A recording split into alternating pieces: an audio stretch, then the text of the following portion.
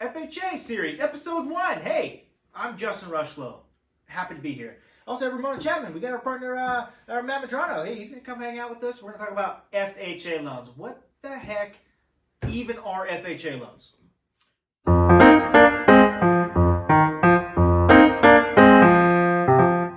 So, FHA loans, if we're going down to the basic terms, it stands for a Federal Housing Administration. So it's a federally backed loan that the government is securing for borrowers. But they're only for first-time homebuyers, right?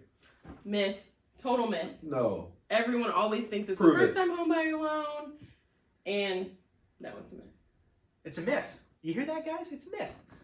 It's not for first-time homebuyers. Actually, there's a lot of times and situations that would make sense for second, third, fourth, fifth-time homebuyers to be utilizing FHA loans. So today we're going to kind of run through, who an ideal client may be for an FHA loan, what situations you would want to use one versus situations you wouldn't want to use one, and just set kind of a basic roadmap out for episodes 2 through X. However many you'd like to see, comment down below, let us know. But let's just start with easy, the easy stuff.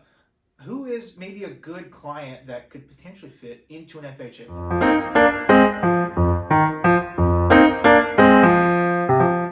Well, really, the first thing that comes to mind is going to be clients that have a little bit of a credit challenge. So typically maybe scores are a little bit lower. Maybe something recently happened to where you fell behind on payments or you had to utilize a lot of your credit card limits. That might be a reason why you would choose an FHA loan. Another reason might be a debt-to-income ratio. It might just be a little bit too high.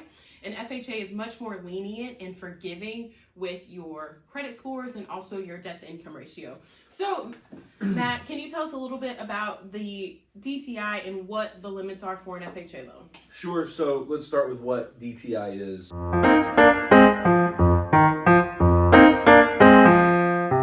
DTI is just an acronym for debt-to-income ratio. So what we're looking at with the debt-to-income ratio is what it sounds like. All of your debts over your income, and that creates a ratio. So there's two different DTIs, or debt-to-income ratios. You have a front-end debt-to-income ratio and a back-end debt-to-income ratio. Front-end is specifically for the housing payment. So whatever your proposed payment for this specific loan would be, over the income that you're showing on a monthly basis. And that number, when it comes to FHA guidelines, is 47%. We have to be under 47%. And then on the back end debt to income, that's all of your debts that we're looking at on a monthly basis against your monthly income.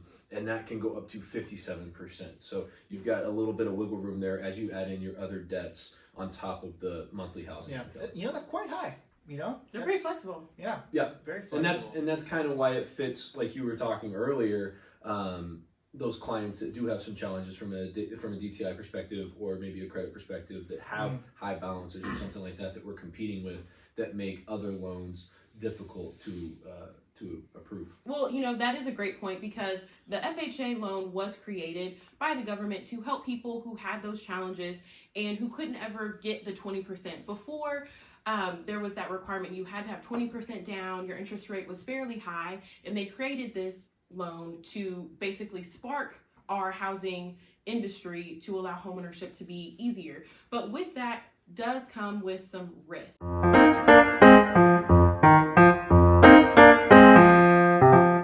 So the government is very much well aware that if we have higher debt-to-income ratio, if we have lower credit scores, this could be a riskier loan. So is there anything that makes an FHA loan different that kind of addresses the risk involved?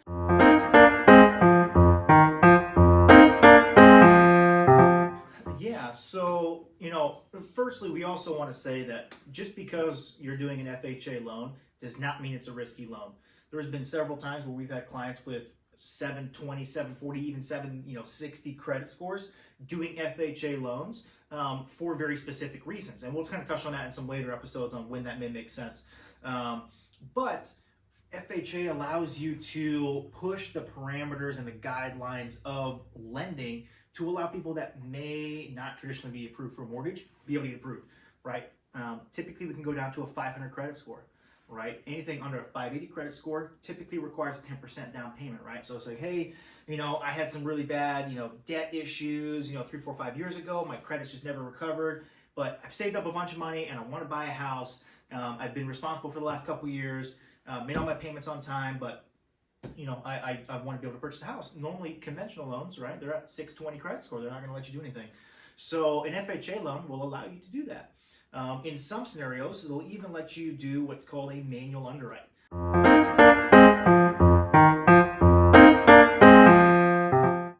And essentially what that is, hey, we've got these clients that are maybe particularly troubled with their finances, or they've had recent issues.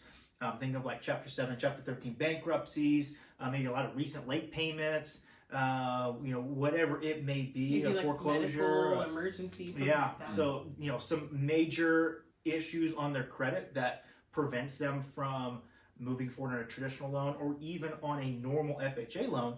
FHA will still allow us to potentially write that loan with some stricter debt to income ratios. We can't do 47-57. We have to do usually a tad lower than that. But it gives those people an opportunity if they have good compensating factors. Hey, I just got out of a Chapter 13 bankruptcy, but I've made all my payments on time and I got some money saved, and my rent's $1,000 and I'm only asking for $800 a month, right? Those are situations where maybe we can kind of work those situations in. So, and just to piggyback off of that, that's where a good loan officer can really go and kind of help tell that story to the lender on behalf of the borrower to help make those loans a little more accessible and help you kind of smooth things out and really approve that loan in an easier manner than you already would. Yeah. No, the whole point of FHA loans is to open kind of that sphere of lending to people that may traditionally not have been approvable in one way, shape, or form. Yeah. But I think this is a good roadmap. I think it's a good stopping point for us to maybe move on to episode 2. Episode 2, we'll dive a little bit deeper into some of the specifics of what a particular FHA client looks like, at least from a lender's perspective, and we can kind of sink our teeth a little into that. Yeah. Okay. Talking about manual underwriting, talking about automated underwriting system, all of that sort of fun stuff. Super exciting. I know. Get your popcorn ready. Get your popcorn salts. Parmesan garlic is my favorite. But hey, thanks for watching, guys. Yes, thank you very much. Please make sure to like, share, and subscribe. And if you know And comment anyone, too. Make sure to comment as well. yeah, for sure, comment. Just add your comments anywhere. Yep, add your comments in between other comments is great. But thank you guys so much for watching, and stay tuned for episode 2.